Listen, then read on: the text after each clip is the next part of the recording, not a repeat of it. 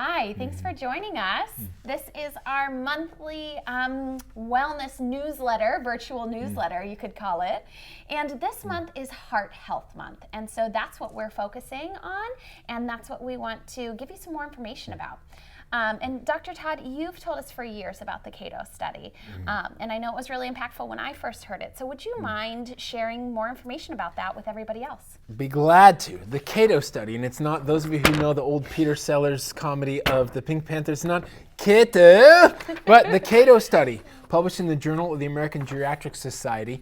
They want to figure out why so many people are dying from heart disease. Over 1 million Americans will die this year from heart disease, most of whom have correct cholesterol and relatively normal blood pressure. So think of that.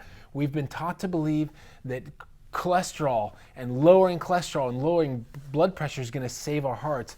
It's amazing because at the turn of the century, in the 1900s, so now 120 years ago, doctors would open up the heart and they would find almost no heart disease in anyone. Wow. So they concluded that this thing is designed to live for 200 years easy. Now fast forward 120 years, our technology is so great that we're now losing 1 million Americans a year from it. So we think that medicine has made all these great forward miracles, and in some cases we have, but we have gone so far backwards in all the major killers. Heart disease is one of them.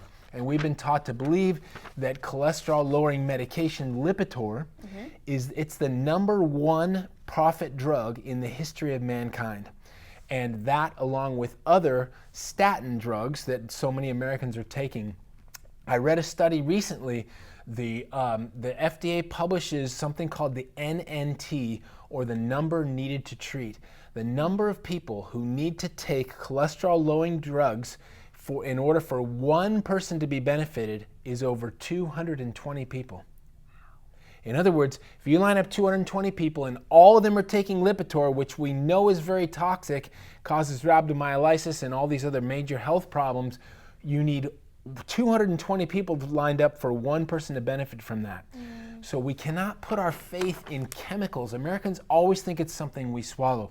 Like the French have a lot less heart disease, so we think, oh, it's because they drink red wine. It's the resveratrol in red wine. It's not that. It's #1, it's taking great care of our health overall. But the Cato Study is very interesting because what this study concluded in the Journal of American Geriatric Society 2004, the #1 predictor of death from heart disease is not cholesterol, it is not blood pressure, it's not even whether we exercise, it's the alignment in the middle back. They found that for every 10 degrees abnormal mid-back alignment, you're 44% likely to die early from heart disease.